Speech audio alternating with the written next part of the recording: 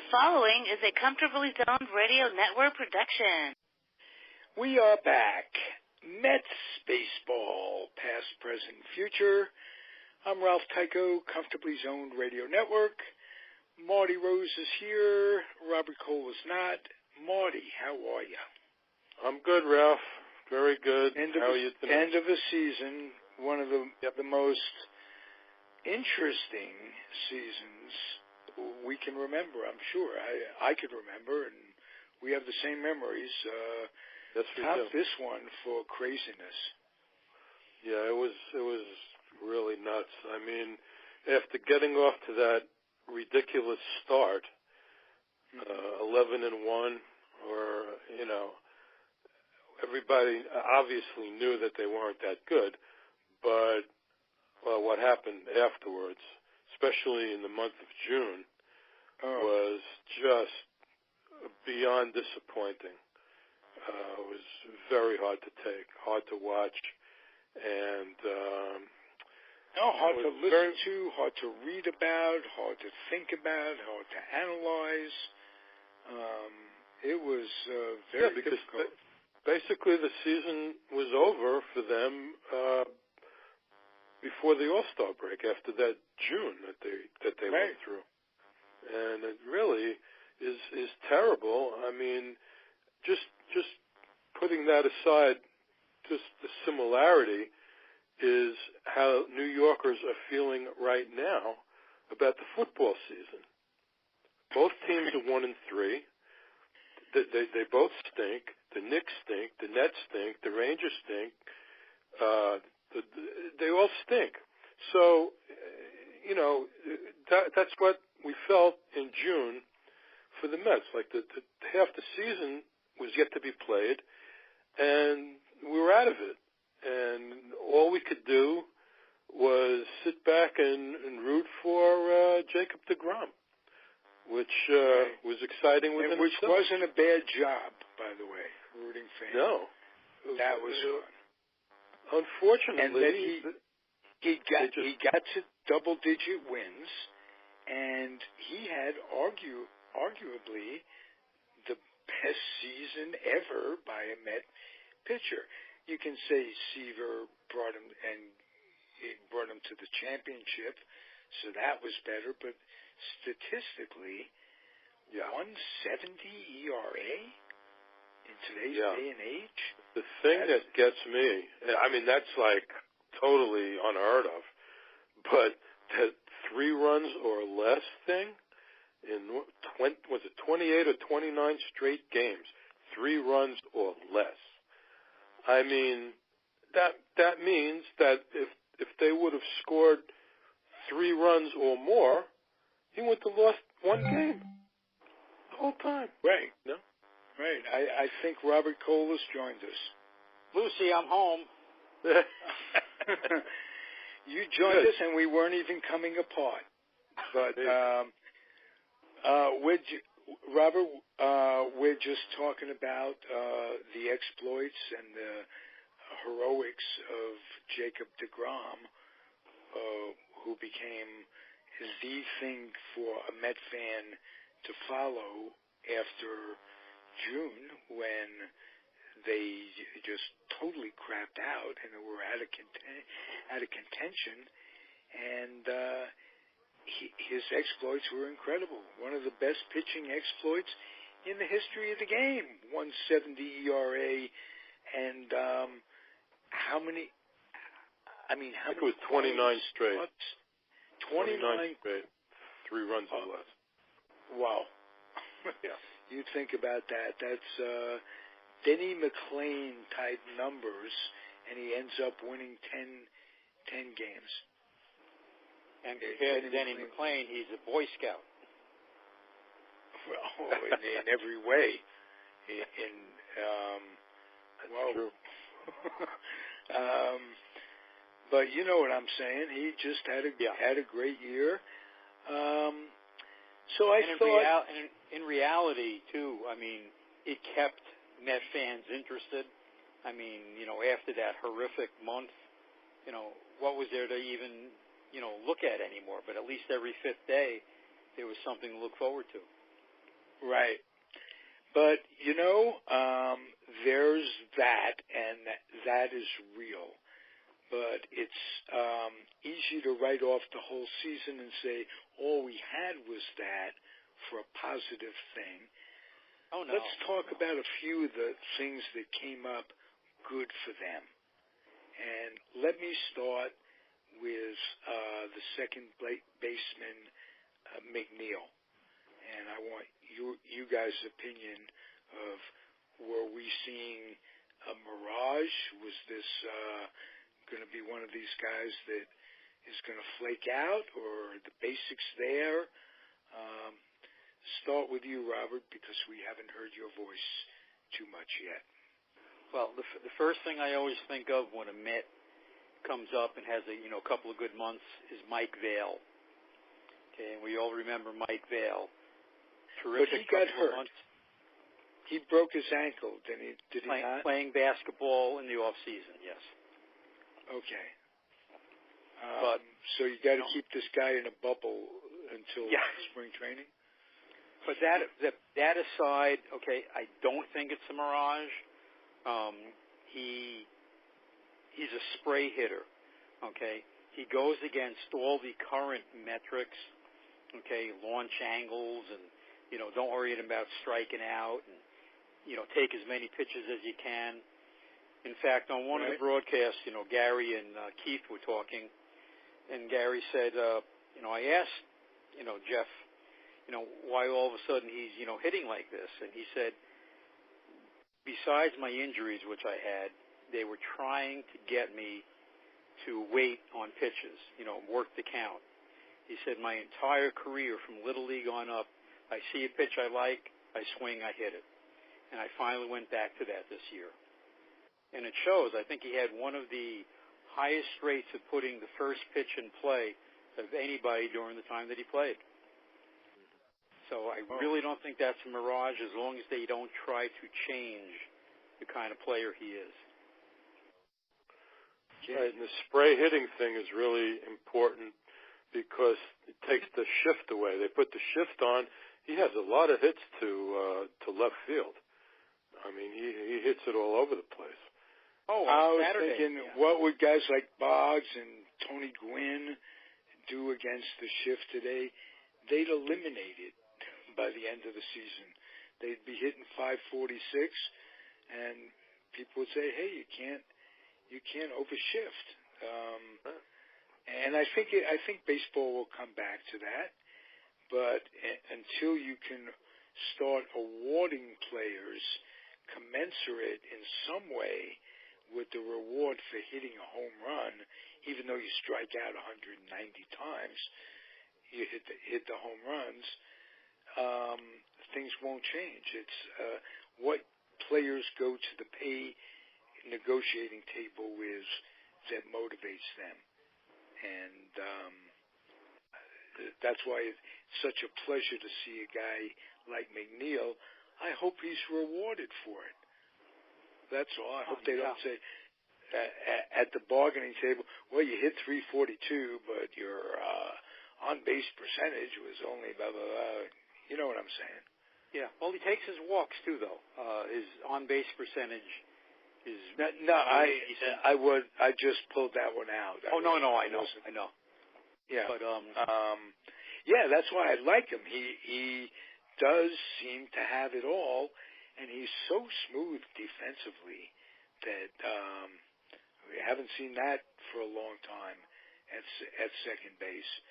He comes his actual defense comes much higher than what we were told. He was supposed to be a butcher in the field. That's basically what everybody that said. opens something up that Marty opened up last week, talking about who's rating these guys. What are we getting when you're looking at top 20 prospects or this, that, and the other thing? And there's all kinds of books. Baseball America puts out a book rating the top 30 prospects in every organization. And the guy comes out of nowhere. Out of absolutely nowhere. I haven't gone back to look at the top 30 on the internet. You know, on MLB.com rates the top 30 for every organization, and they give extensive reports, and you think you're getting something, and out comes a guy like this. Pablo Sandoval, for instance, is another guy who wasn't even rated in the top 30 in the Giants prospect for the 2 years before he hit the big leagues. Top 30, for crying out loud. How do you miss by that much? So I happened to ask Michael Duca, who's does a podcast on the station, and he's a writer and an official scorer. And he told me something. He said, if he says, as a writer, I could say this, that we don't know what's going on. We just get little tidbits from interviewing scouts and people in the front office and what have you, but you can't tell. You can't tell what's in the player's heart. You can't tell his work ethics by just writing an article on how the guy's doing. You see him one day. So, but it's nice when you get a pleasant surprise like this, isn't it? Yeah. Oh, yeah. Well, actually, remember, Marty, when the first time we had Jeremy on and we asked him about, different players, and he mentioned McNeil, good bat, but, they weren't sure what position he would play. Right. And, and this is a guy that was, watching him and seeing him. Right, because they had played him at third. And this is the point where he's at AA, for crying out loud.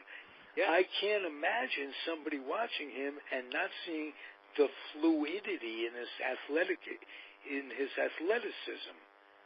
I mean, he was at AA at the beginning of this year. Yeah. Right. Marty and I, growing up, and I'm sure you grew up the same way, Robert, you see a lot of schoolyard ball players. You see a Ralph Tyko, and then you see a Ronnie Erster. And you can see a natural athleticism in Ronnie Erster. And you know what I'm saying? Right. Right off the bat. How difficult can this be? How can they miss it by that much? Well, you have to remember, too, Binghamton, early in the season, cold, the fields are not in as good a shape. That may all play a role in, I remember watching some of the early games because I get that MILB package, too. And really? Guys are wearing, 42 sweaters and sweatshirts under their uniforms and stuff, trying to field balls. So I guess that all has something to do with it because, he moves up to Las Vegas. Apparently he was doing a little better.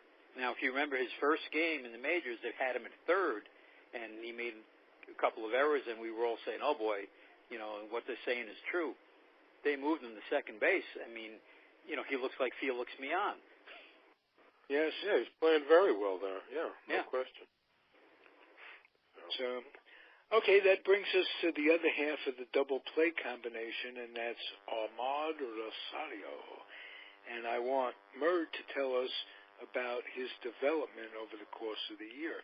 Here's a guy that came up just at the polar end of what we're talking about.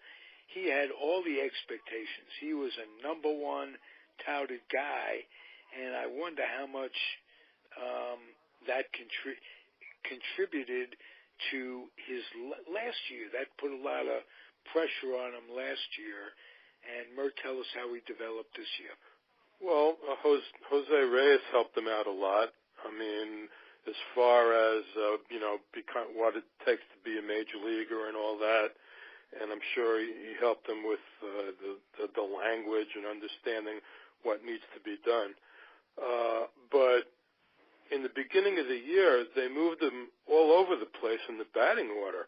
He batted ninth, he batted eighth, he batted second, he batted all over the place until I think he's going to turn out to be a good leadoff man because that's where he was most of the time by the end of the year.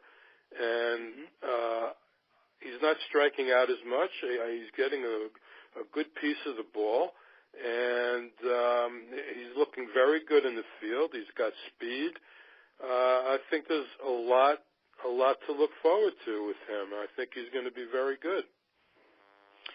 And I think all three of us, me especially, misjudged Jose Reyes's part, the importance of him sticking around as long as he did. He might have hit 190, but I'm sure there were other things he did in the clubhouse, this, that, and the other thing, and working with Reyes. Even though he's, it's his second year, glad he had Reyes all year. Oh, yeah. Oh, yeah. I mean, last year you could see, they were attached at the hip. Rosario was right next to Reyes. Early in this year, the same thing. And then, when the season got out of hand, a lot of us were saying, when are they going to get rid of Reyes? When are they going to get rid of Reyes? But it was smart to hold on. I took the lead on that one, I'll tell you. This guy had some bad games for them. Early on. Well, June, that was the killer. And he didn't play well in June.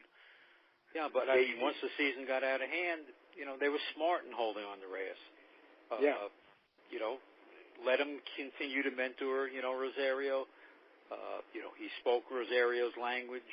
I think Reyes saw a lot of himself in Rosario, when he first came up. And, the way it worked out, I'm happy that the Mets did what they did with Reyes and held on to him, for the rest of the year.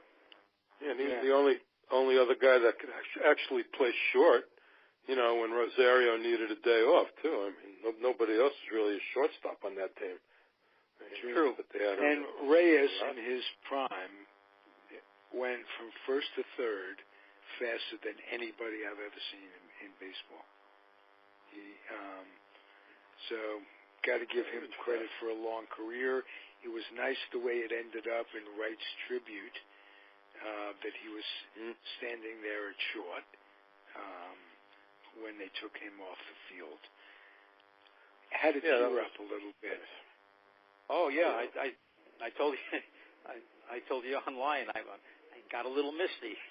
It got to me when he was going off hugging everybody. That was pretty intense right there. Yeah, and they set it up in such a way it was almost regimented. You got to interact with all of them, some in the dugout, some outside of the dugout. It wasn't a mob scene. It was very, very dignified and classy, and those moments come far and few. And as hard as we've been on the Mets handled that beautifully. Exactly. They really did a nice job with that. You can't say anything bad about them the way they handled that. You can say a lot of bad things about the way they handle a lot of things, but not that. Well, let's hope that we will no longer be able to say a lot of bad things about them, about the three-headed whatever it is that's running the team right now. And I want to speak a little bit to the possibilities. They say by October 6th they're going to get a GM or break it down. What are the knock it down to they're going to knock it down to 6 candidates for the interviews. Okay. They're not going to make a decision. He got a long list, apparently. No, I haven't heard any particulars, but they said it was reported that they had quite a lengthy list, and they were going to narrow it down to like a half a dozen by the time they start the interviews, which should be like next week, something like that. Whoa. Have either one of you guys heard any names yet? No, I think we both talked about Ron Darling over the course of his name came up as a possibility. Right, because he denied it on the air, but of course he's going to he deny had it to. on the air. Yeah, he still might be interested, but they had to say what they said. We're all going to be back next year, blah blah blah. So, but we'll see. I don't know. Hey, by the way, did Wilpom have a press conference today? What he was supposed to make some sort of a... I think he said, I think it was yesterday. I don't know if it... He didn't say very much. He just said that they're going to start the hunt for the GM, and he did mention the three guys that are there now, that they could all still remain in the organization, possibly, if depending on who the new head guy is going to turn out to be. So I don't know. I read that to mean that not one of those three guys is being considered. I don't know if you could throw that out. I'm not sure. Yeah. I think of the three, I think Rico's the only one that probably would qualify at this point. But I don't think any one of those three are going to actually get the job. But who knows? I mean, until you see who they start interviewing, you don't really know.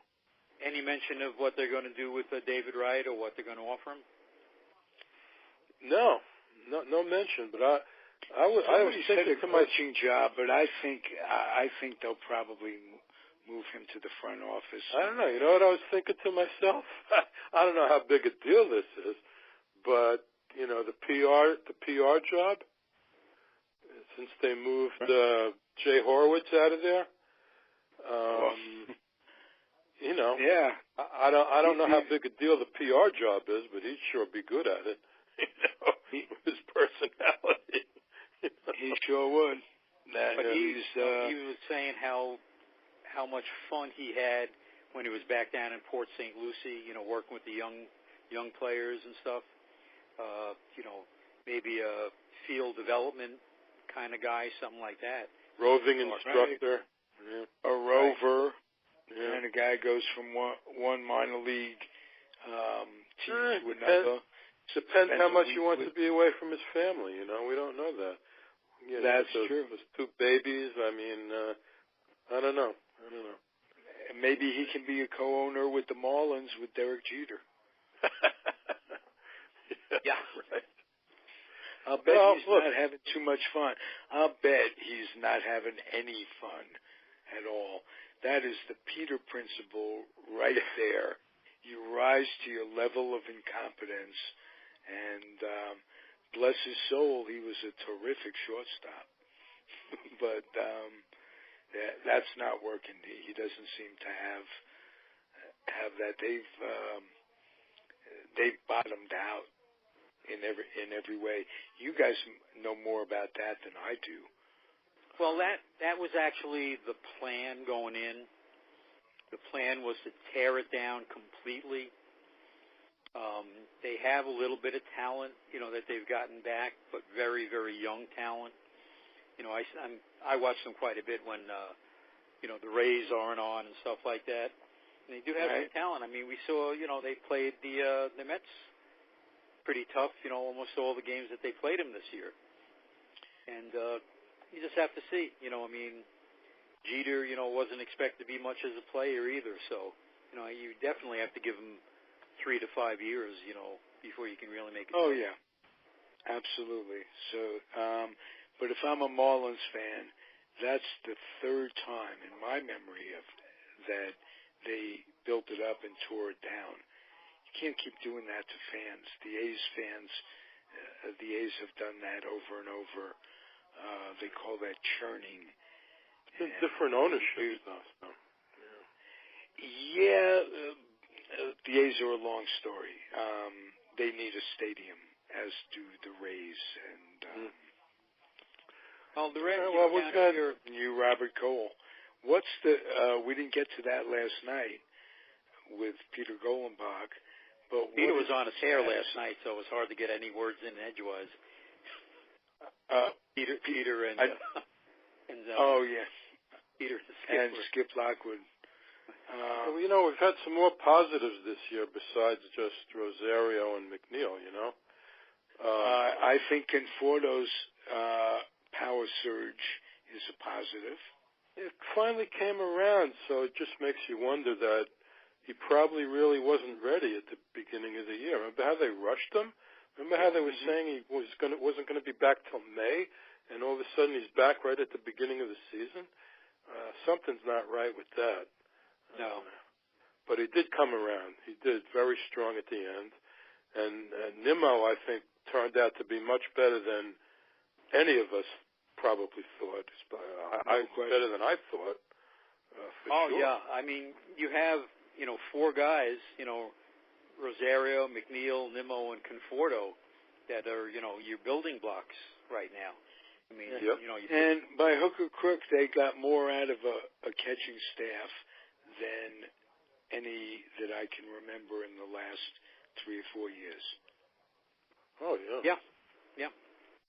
Pilecki has thrown himself into contention as he could be a regular guy, a regular guy. He could be the regular catcher, I think Wilson Ramos is the only free agent of the catchers that I'm seeing out there that, is very good. The rest of them, right. I don't, but he's going to be in demand big time. Yeah, and you have to be careful with him because he is injury prone. He's a big, strong, heavily muscled guy. You put too much of a workload on him, and a muscle goes. I mean, that's what happened to him. He couldn't play in the All-Star game. A couple of weeks before the All-Star game, he pulled a muscle in his leg. Well, he's going to Hey guys, do you remember my mentioning Luke Croy as a possibility for them to get way back? Yes. Well, the A's got him, and I see him on a regular basis. And this guy, defensively, and the way he's worked miracles with that pitching staff, is the real deal. He is terrific. They missed the boat on him. And which leads me to the other positive that I think, that's the starting five. Especially Wheeler came through big time. And Vargas becomes decent at the end, which leaves that big question mark. Now what do you expect? Can you in any way hang your hat on him? Well, he's signed for next year, so he is. He's going to be there. $8 million. Yeah, he's going to be there. But my question is, how does that fit in with analyzing what you can expect out of the pitching staff next year? Well, he missed about half a season with injuries, including right out of spring training. Finished strong. Right. I mean, he was hurt. I'd be happy with 12 wins. Pitch every fifth day, not be hurt. From your fifth start, if you get 10, 12 wins, that'd be very nice. Oh, yeah. Yeah. No question. And the rest of them, including Matz, DeGrom. 30 starts. 30 starts. Matz. Wow. Yeah. Wheeler. This is a lot of positive things going into 2019.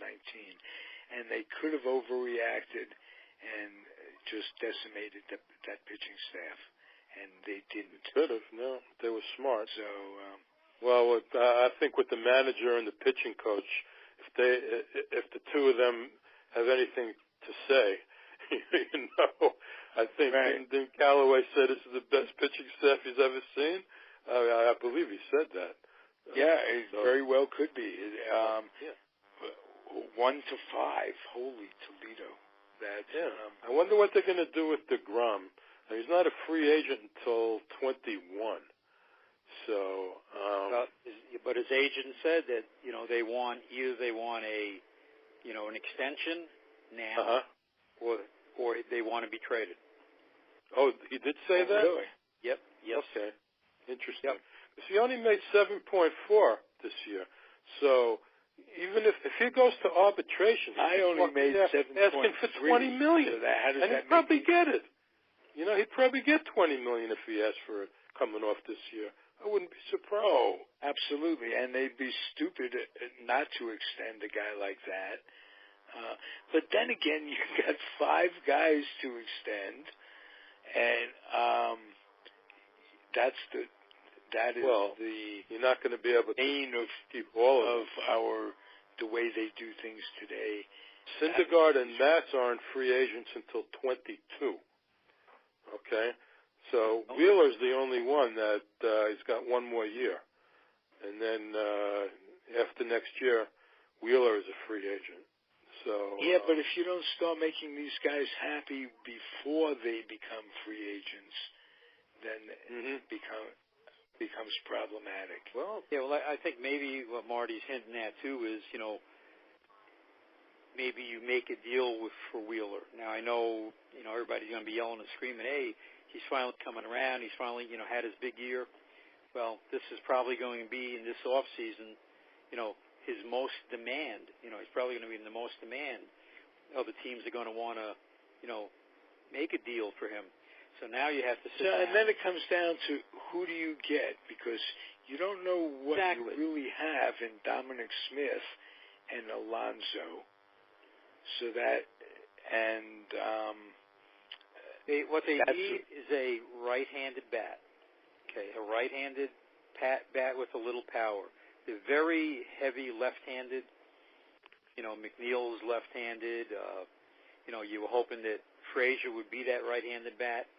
He'll give you some power, but, you got to wonder. Nimmo was left-handed. He seemed to be coming around towards the end as well. Well, in the first time in his career, he was hurt twice. Right. So, him, and same thing with Jay Bruce. When Jay Bruce came back after his extended, thing on the DL, he looked like a totally different ball player. So, speaking of injuries, have we heard about Cespedes and whether or not his second heel operation has been performed? They didn't do it yet. It's coming up. They haven't done it yet. Yeah, they had to wait, I think, 3 months between. So he would have mobility on the first one before they operated on the second one. I'm not even counting on him, Ralph, put him away in the closet, okay? Yeah. Don't forget about him. And then all of a sudden the Mets are doing okay, and all of a sudden you open the closet in July and he comes out and he has one of those Cespedes months, then we can be happy. But until then, he doesn't exist. All right. Yeah. Let's look at it from that standpoint. Let's get to another positive. When Bruce started to be healthy, we started to see the old Bruce. Robert? Oh, absolutely. There was obviously something wrong with him in the beginning of the year. Okay? His hip was that plantar fasciitis in his foot. And his hip. The hip he hurt later, I think. But he had the plantar fasciitis early in the season. And then he hurt the hip. And by the time he came back, he was out so long with the hip that the plantar fasciitis corrected itself also. So he was like 100% healthy when he came back. And that's why I guess toward the end of the season he was looking like his old self, like you said. Yeah. So what I can see right now is him being your first baseman. Even if Alonso shows he's ready, you start Alonso with AAA, then bring him up, after a little while, let him get his self together again, and you go from there. If you bring Flores back also, well, there's your platoon at least until Alonso's ready. So I don't think you have to bring in a first baseman. Probably, I'd like to see them get a center fielder, although, like I wrote online, there was a Lagares sighting. He was actually running in the field a couple of days, and he's supposed to be going to play winter ball. But who knows, the first time he gets on the field, he stubs his toe, he bangs his wrist, Yeah, there's not some much of it out is there as far errors as of enthusiasm, not errors, but he just overextends his body. He does. And he's like signed. I always said, you got to love a guy like that, but how much is he helping you in the long run? Maybe he can go on a streak because he was literally a Gold Glover, not just Gold Glove caliber. Yep, he won Gold Glove. Yep, but then what is it? The last 3 years he's been injured most of the season. Yeah, seems like every year. Yeah. So it's always something. He's got 1 year left on his deal. So. Well, Jack, you suppose Jackson could be a stopgap for a year or so until they come up with someone? He's a free agent. I don't think they're going to ask him back. I doubt it. Not unless he's willing to, come at a, decent price. Another interesting thing that's out there, is Bryce Harper. And Bryce Harper did not have a good year this year. He didn't have a Bryce Harper year. No. And agents, don't like to go long term coming off a subpar year. And his agent, they have these what they call pillow deals now.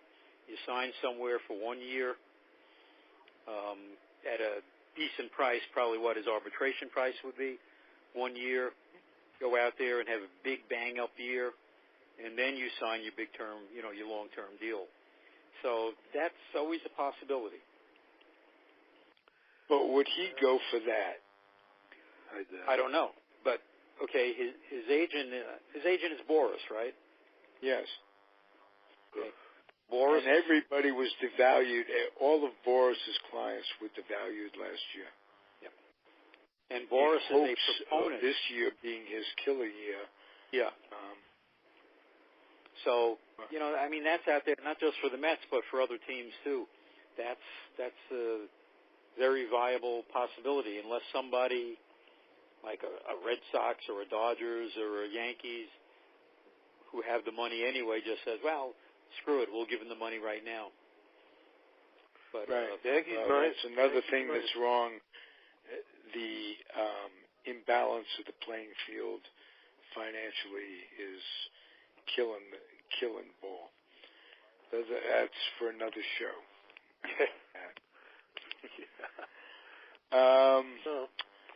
We've been talking positive. We got to talk the bully. I'm going to ask you if Lugo can be a closer, and that. If not, if they determine that's not the case, would they be served, as you guys mentioned a couple of weeks ago, maybe they get back Familia. Yeah, why not? Yeah. I mean, I think it all comes down to dollars and cents. Yeah, I don't think Lugo or Gazelman have closer stuff. I wouldn't be opposed to getting Familia back. There's not that many guys out there.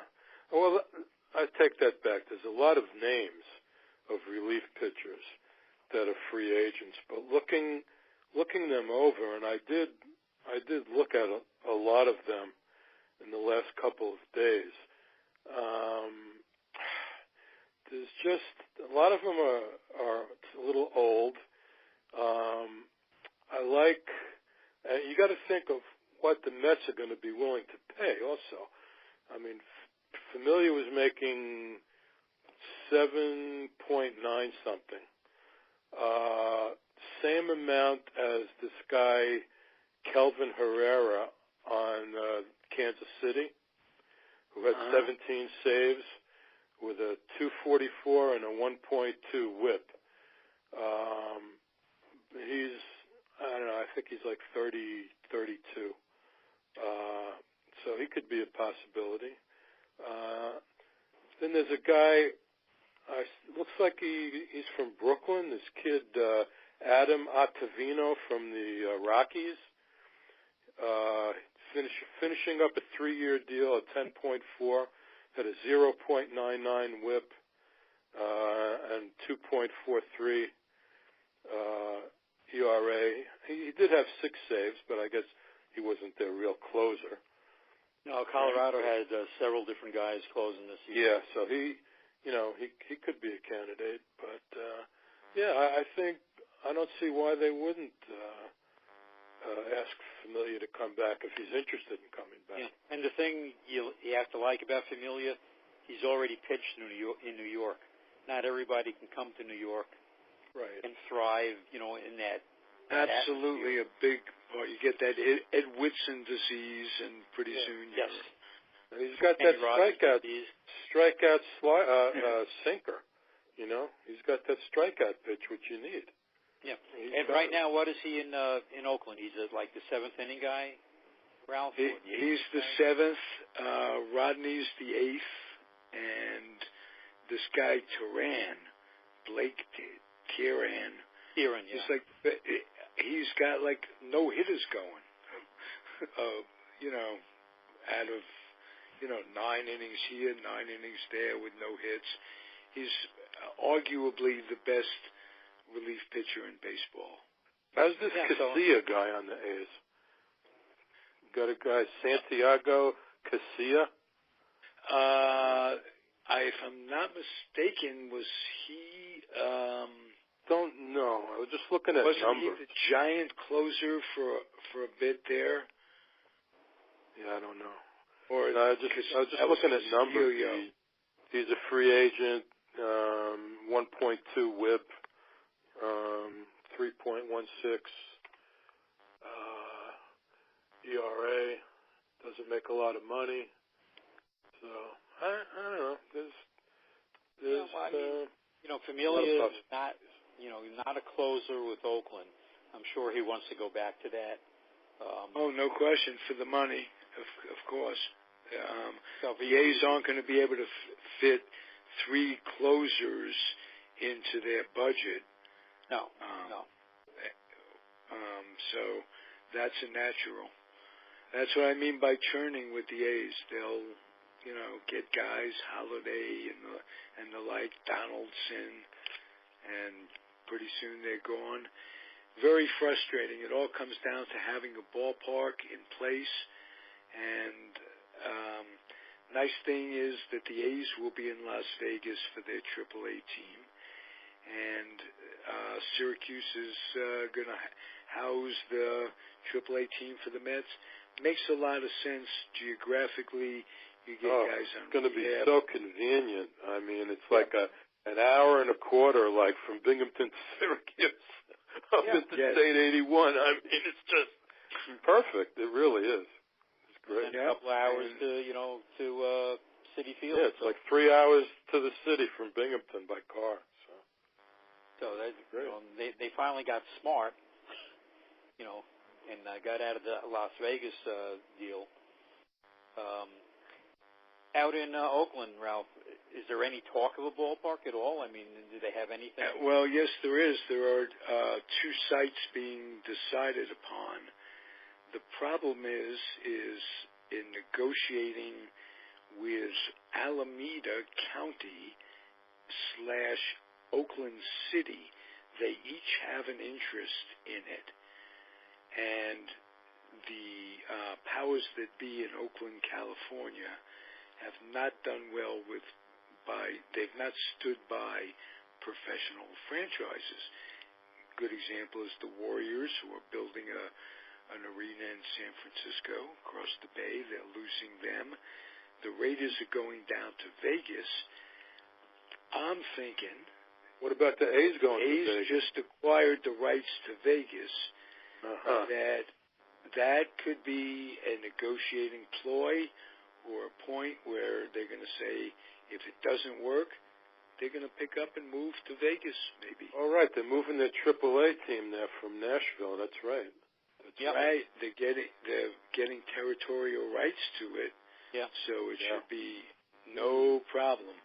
And baseball has already said, if you can't get it together in Oakland, the subsidy money is running out. You're out of there. And they've all but got permission. It's a last resort. They really are looking at 2 sites. One of them is on the waterfront, by Jack London Square. And the other one, which is more realistic because of ecological problems when you build a ballpark, all these things that come into play with where you build it and what have you. Environmentalist, environmentalist stuff. It's more likely that they'll end up in the parking lot of where the stadium, the Oakland Coliseum, is right now. And what they'll do, like they did with Shea and City Field. With Shea, they'll just build a stadium, then they'll tear the other one down, make a parking lot, and it would go.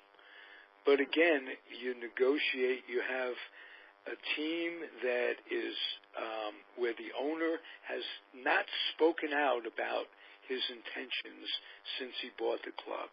He's a multi-billionaire. He hasn't really stepped forward and put his intentions out there. Yeah. And you combine that with the inability of the city and the county to come to agreements that can make it easy for them. They already,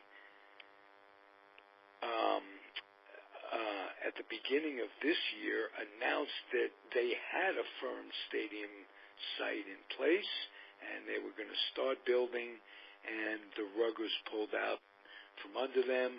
It turns out that the property that it was on wasn't going to be relinquished. It was the Peralta district, which is the college district in Oakland, and this, that, and the other thing. So now they're being very cautious. They say by the end of December they'll have an announcement one way or the other.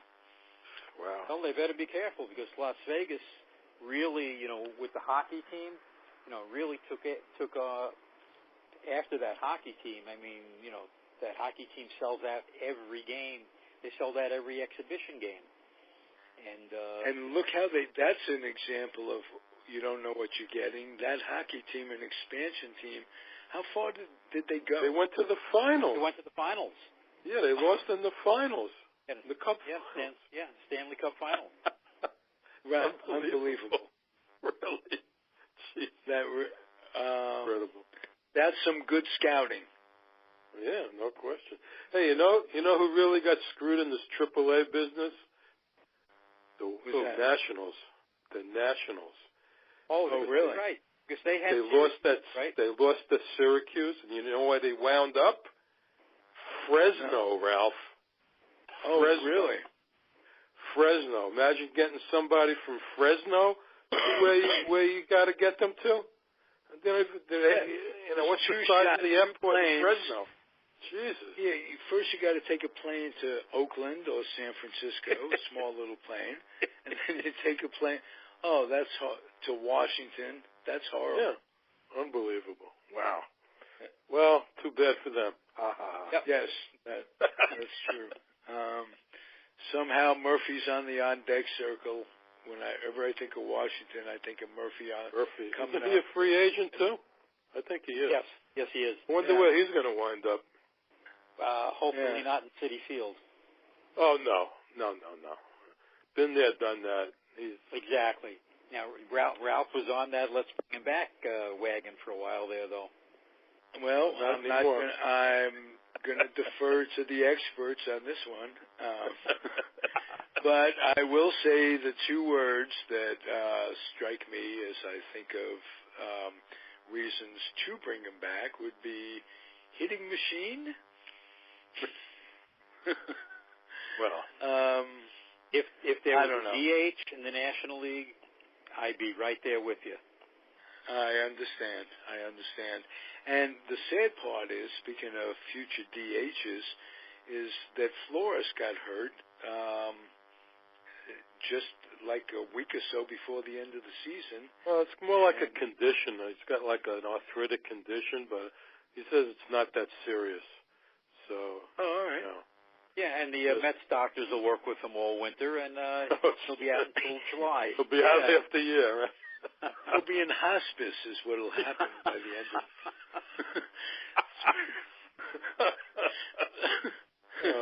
It won't take them long at all, for crying out loud. They've got it down. They'll be amputating something off the poor guy. Yeah, and it'll come up in a pool, you know.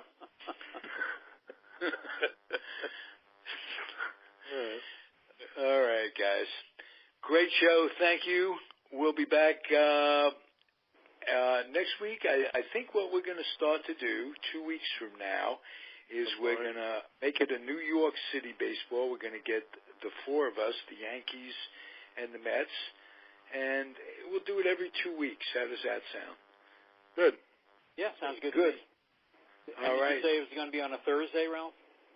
I think Thursday's better, if it's okay with you guys, only because